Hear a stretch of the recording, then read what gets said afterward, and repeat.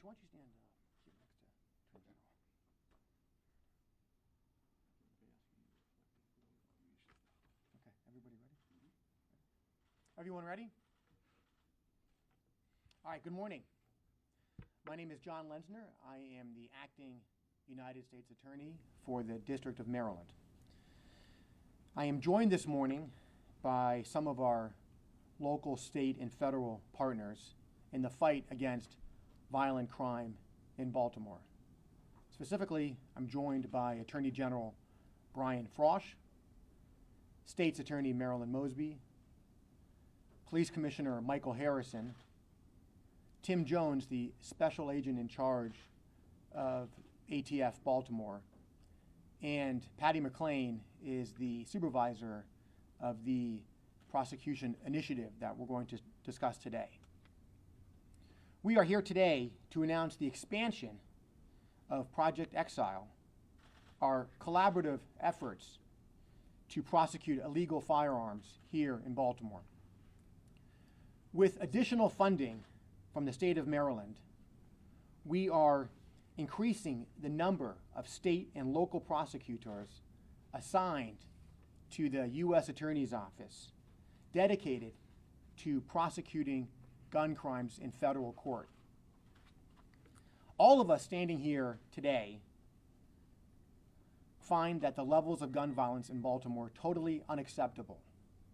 We are committed to working together to ensure that gang members and violent offenders who illegally possess firearms are held accountable. And one of the ways that we do that is through this initiative, where all of our agencies collectively work together to charge in federal court repeat offenders who are arrested with firearms. Now let me take a moment to step back and explain how this initiative fits into our overall violent crime strategy. The main thrust of our strategy is stronger criminal enforcement, bringing impactful cases, using all of our resources to target violent criminal organizations in Baltimore. But we supplement those enforcement efforts with prevention, intervention, and community engagement, which I know that Attorney General Merrick Garland will be addressing later today. In broad strokes, our enforcement strategy is comprised of three components. First, bringing large, proactive gang prosecutions and investigations where we charge multiple defendants with racketeering and conspiracy charges. Second, prosecuting reactive firearms cases connected to violence that we adopt from the city state's attorney's office. And third, we are all helping to solve and charge historical homicides using all of the resources at our disposal. In addition, we supplement our enforcement strategy with a number of outreach and prevention initiatives and reentry services. This includes engagement with the community, for example, job fairs in neighborhoods and in prisons for returning citizens, and also includes public service announcements, and includes our I Care Baltimore media campaign, where we highlight community-based organizations to help divert youth away from gangs. Some of us today are wearing our I Care Baltimore masks that highlights the organization that advocates many of these community organizations that we are all working with to deter youth from violent crime. And of course, there are billboards in the community, such as the ones that we will be showing you after the press conference, if you'd like to see those. So with that context, I will focus on the Project Exile component of our enforcement strategy, which we are expanding and announcing that today. In 2019, we partnered with the Attorney General's office and with the state's attorney's office to create a team of special assistant U.S. attorneys working with experienced AUSAs like Patty McLean, who's here today, to focus solely on prosecuting gun crimes in federal court. Now, while Project Exile has been around for a number of years, this past year was the first time that we had a team dedicated solely to this effort. This team partners with the state's attorney's office to identify cases in state court that can be charged in federal court, such as cases that involve individuals who are involved in gang violence, repeat offenders with significant criminal histories, and firearms that we seize that the ATF links to other shootings and homicides. Now, the reality is that we can't charge every case in federal court, and nor should we. So through this initiative, we look to bring cases here involving illegal firearms that have clear connections to violence. And I believe that this effort has been worthwhile.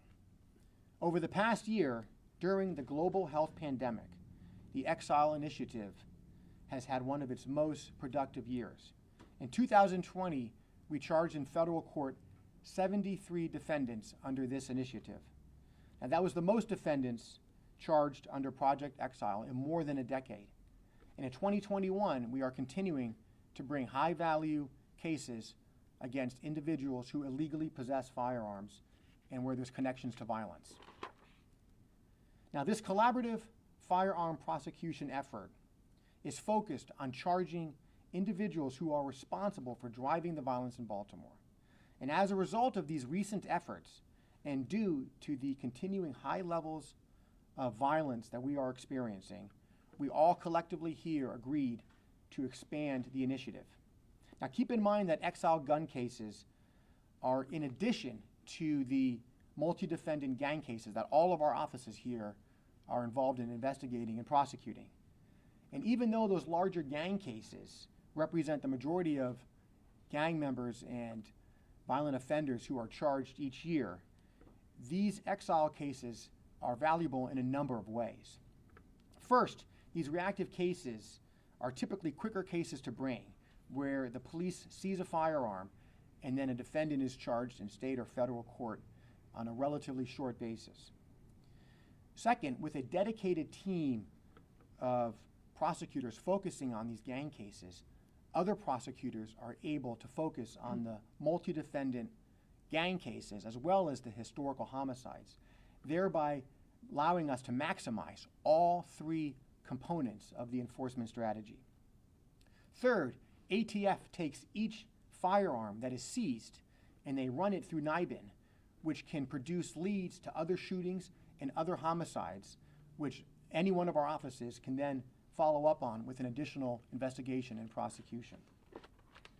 And fourth, our Exile cases have developed evidence that can assist homicide cases being brought by the state's attorney's office and by the attorney general's office. There are Exile cases that we have charged here in federal court involving guns that were seized where the ATF found links to other shootings and homicides. Now, this team of special AUSAs that we have through the attorney general's office and through the state's attorney's office is a force multiplier. That team is helping to prosecute gang and gun violence in multiple ways. This initiative has been funded in large part by the Governor's Office of Crime Prevention, Youth, and Victim Services. The Governor's Office initially funded 4 special AUSA positions. Now their office is funding for fiscal year 2022 a total of 7 special AUSA positions focusing on gun crime in Baltimore, which represents a significant expansion of this initiative. In addition to prosecutors, the Governor's Office of Crime Prevention is also funding a media campaign effort involving outreach efforts in the community, including billboards. I believe there have been about 25 of these billboards located throughout the city over the past few months. Now, the individuals charged today, these days, under Project Exile, seem to be getting younger than in those in prior years. We recognize that we can't simply enforce our way out of the gun violence that is gripping the city. As Commissioner Harrison often says, we need to change the culture. So we are bringing a more holistic approach that includes prevention and community engagement to supplement our robust enforcement strategy. We are partnering with community organizations to help engage and steer youth away from violence. Attorney General Garland will announce later today a new national effort to help build trust in communities and promote accountability. Our team here in Baltimore has been involved in a number of community engagements and outreach and prevention efforts for a number of years, and we look forward to hearing the Attorney General's remarks. Now, I would like to thank the Governor's Office for Crime Prevention for their support of these initiatives. I would like to thank Attorney General Frosch and State's Attorney Mosby for partnering with our office on this important prosecution initiative. Commissioner Harrison and the Baltimore Police Department deserve our thanks and appreciation for their work in making these arrests on the streets and in helping to develop these prosecutions. And I'd like to thank Special Agent in Charge Tim Jones and his team at the ATF as well for their great part in this effort. Thank you very much for your time today. I will now turn it over to Attorney General Brian Frosch. Thank you very much, John. And it's a pleasure for me to be here with our law enforcement partners from ATF, State's Attorney's Office, U.S. Attorney's Office, and the Baltimore City Police. This effort is one of many that we engage in collaborating with all of these partners. A few months ago, our office indicted 19 individuals who were trafficking fentanyl, heroin, guns, engaged in violence, and it was through the strike force that is a combination of all of these offices that we were able to get that done. The idea of having special assistant U.S. attorneys from our office and from the state's attorney's office has been an excellent one. It's been successful. We have two folks here right now, Lindsay DeFrancesco and Richard Galena. Richard, I think, recently brought charges against some folks who were traveling from Florida to Vermont with machine guns and a silencer, and they're off the street. Those guns are out of circulation. And the efforts that we make together and the addition of 3 additional special assistant U.S. attorneys that come from the Governor's Office of Crime Prevention and our office to the U.S. Attorney, I think can multiply the good efforts and the good work that have already been accomplished by these special assistant U.S. attorneys. The result is ultimately that we get justice for victims, we get protection for witnesses, and we make communities safer. It's a noble effort. We're proud to be participating in it. Thank you very much. Good morning. I want to first and foremost thank Acting U.S. Attorney John Lesner for calling together this press conference. I want to thank all of my partners in law enforcement. We talked about this just a few months ago. Coming out of this global pandemic, we need to prioritize our resources, make sure we're focusing on violent crime, and that's exactly what we're doing today. There are far too many homicides, there are far too many non-fatal shootings, and what drives the homicides, what drives the non-fatal shootings are guns. And so I'm happy because we are expanding our prosecutorial efforts, and it takes collaboration and partnership. It also, I am ecstatic that the U.S. Attorney General is focusing on crime control and prevention and taking a holistic approach. As many of you know, that has been our approach in the city of Baltimore for quite some time now. And so I'm grateful for this effort, and I want to thank each and every one of my partners here because we have so much more work to do. And this is just the beginning, and I look forward to continuing that effort and that commitment to ensuring a more safe city and one in which we can change the trajectory for young people all across it. Thank you. Good morning, everyone. In the fight against violent crime, ATF focuses on several important tenets: partnerships, intelligence, and enforcement. ATF strives to be the best partner possible, and we are honored to join the team assembled here today to discuss the value of the Exile program.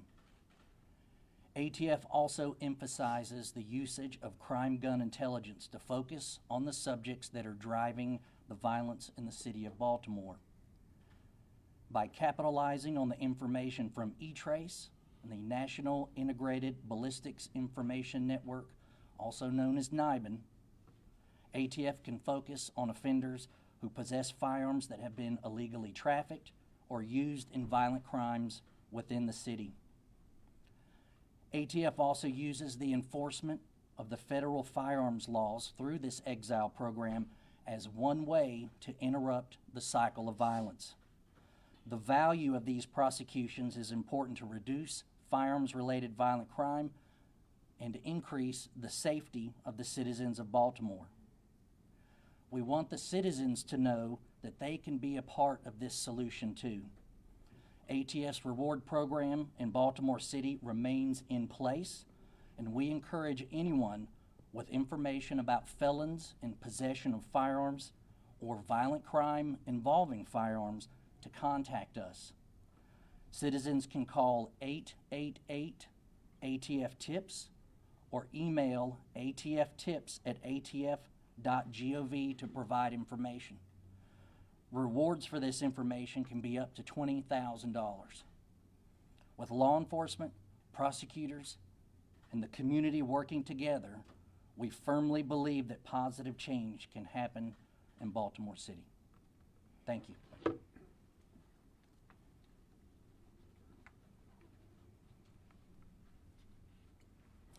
Good morning. First, I'd like to thank our U.S. Attorney Linser for inviting me to participate in this announcement. And I certainly want to acknowledge the many partners standing here with us today. Our Maryland Attorney General Brian Frosh, our State's Attorney Marilyn Mosby, our Special Agent in Charge at ATF Tim Jones, and Supervisor Patty McLean.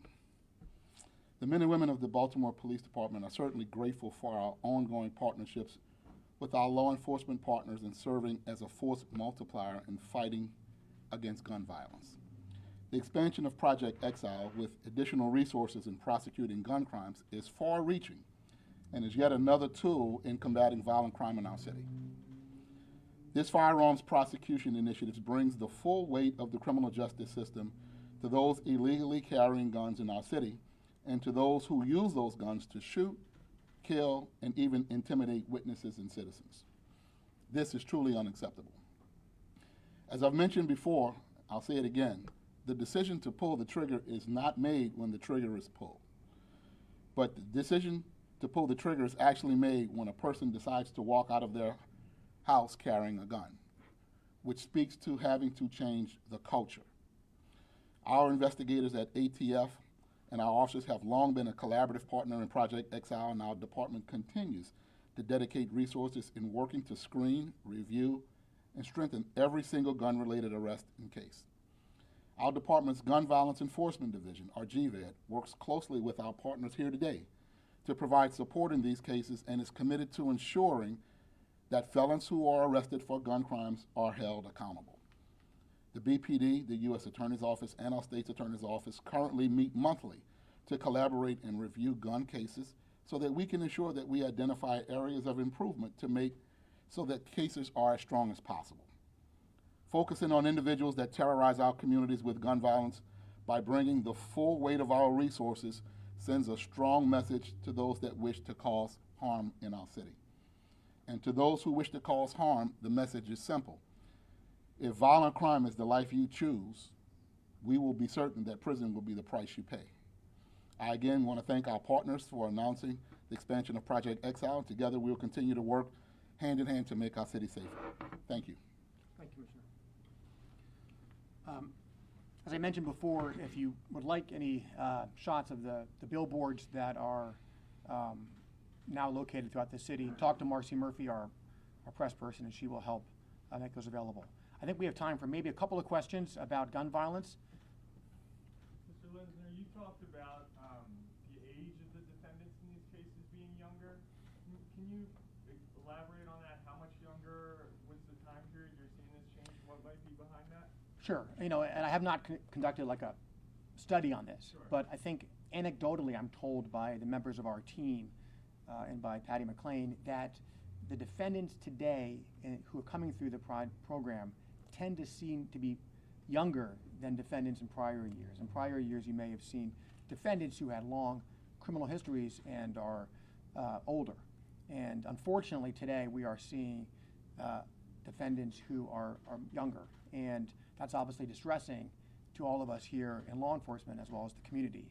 And so it's important that we emphasize not only our strong enforcement efforts, but also the community engagement efforts to try to do what we can to steer people away from incarceration. So while we are there, our message is clear that all of us here together are partnering to bring gun cases to hold accountable those who illegally possess firearms and are involved in violence.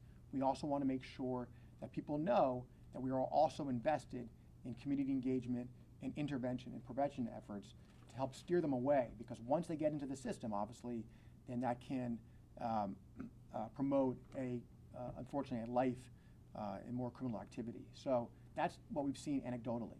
And you talk about the decision-making between how some of these cases are tried on the federal level and rather than local. Maybe the state's attorney can touch on this as well. And maybe also talk about how you had 73 cases tried federally, compare that to how many we see tried by the state's attorney's office locally. I think what I can say about that is we work every day with the state's attorney's office looking at each case, and we will try to figure out, some cases actually can get a better sentence in state court. Sometimes we can get a better sentence in federal court. And so we're looking at each case on a case-by-case basis, using some of those factors, such as whether the individual is part of a gang, whether the firearm was linked to other shootings, whether the individual has a significant criminal history. These are all some of the factors that we look at in partnership with the state's attorney's office. Commissioner Harrison, you said that this was a far-reaching initiative. Could you discuss some of the spillover efforts and resources being used to help investigate the case to bring it to court? Yeah, certainly. We have what we call task force officers assigned to ATF, and we're investigating gun crimes every single day. You've heard us report out on the number of guns Baltimore police officers seize daily and weekly and annually. Excuse me, that number is up a good percentage this year.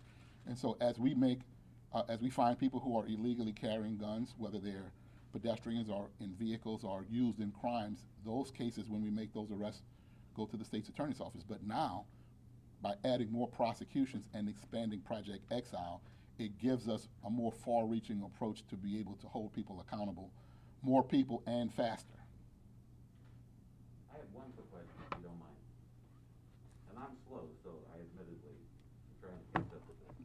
But as long as the drug trade is so lucrative, and the stakes are so high that people would seek guns and seek to grab turf, then how does arresting someone and putting them away keep the next wave from just filling those voids?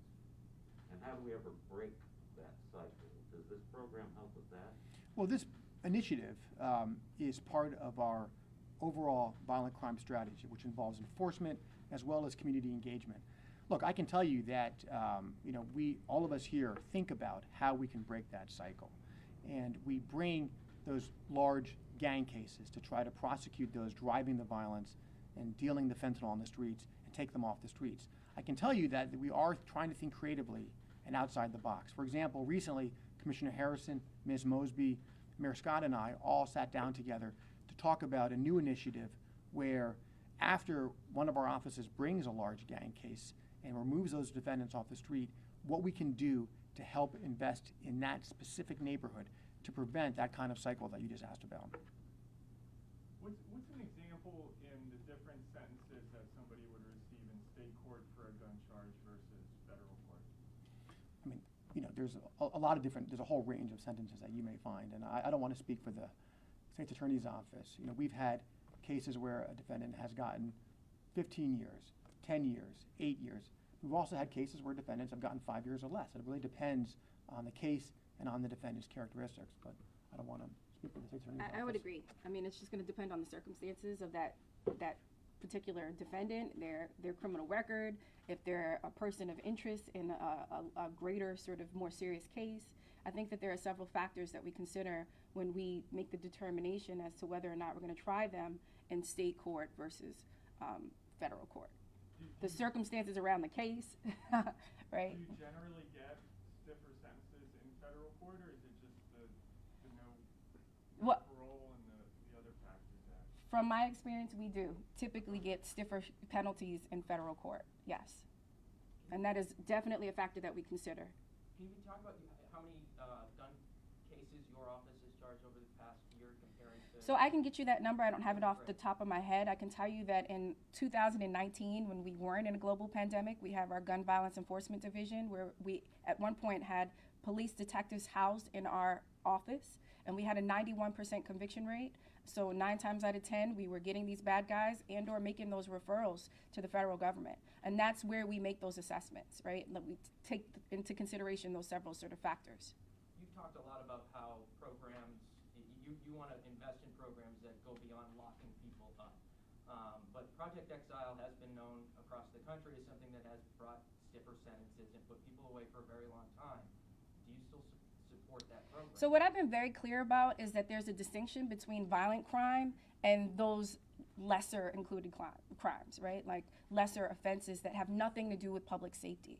And I want to be very clear that when it comes to victim crimes and homicides and shootings, we have a very clear distinction. In my office and in the federal government, we're going to hold you accountable, right? You get caught with a gun. We know that gun is fueling the violence and the homicides in our city. You're going to be held to account.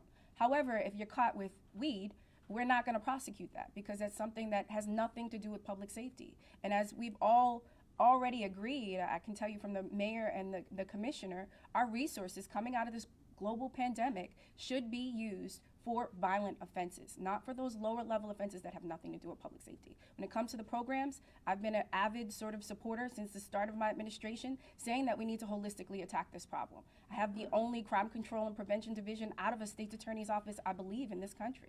You know, we've focused and targeted more than 7,000 young people through our youth programs.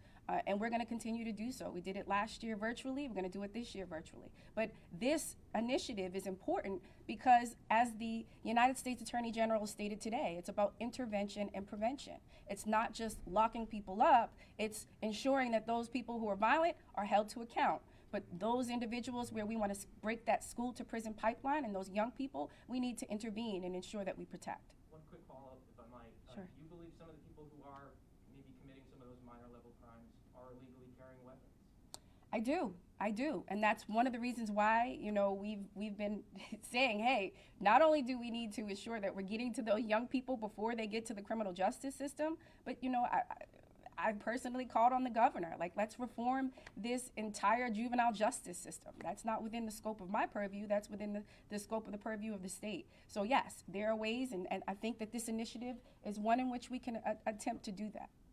Would the ATF explain what E-Trace,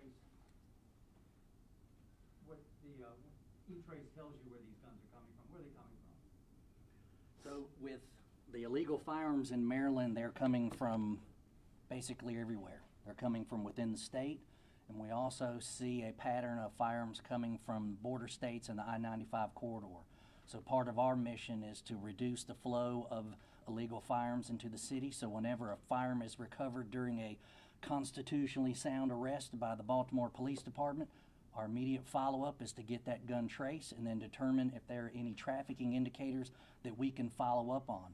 Now, what's important about our role is because we have federal jurisdiction, if someone is buying guns in Atlanta, Georgia, and then driving them to sell on the streets of Baltimore, we can go to Atlanta to intervene, or we can deal with the problem here in Baltimore. So we have that flexibility to address the problem from a national perspective. Commissioner Harrison, does this play into the gun crime intelligence center that the department recently is piloting? And I guess, how does that help with the partnership with ATF tracking where these guns come? Well, it absolutely, it's part of a partnership. We have a crime gun intelligence center, and we're analyzing guns that we're confiscating that are being used in not just one crime but multiple crimes, and how they're connected to other people. And then also the city is starting a gun intelligence unit to give us local in-house capacity to do what ATF is doing by finding the origin of those guns, so that we when we find individuals who are bringing guns into the city, we can investigate and hold those people accountable, especially when we can find out how they helped put the gun into the hands of a shooter. Okay, thank you all very much for your time. Thanks for being here today. I can set up the posters. You? Thank you.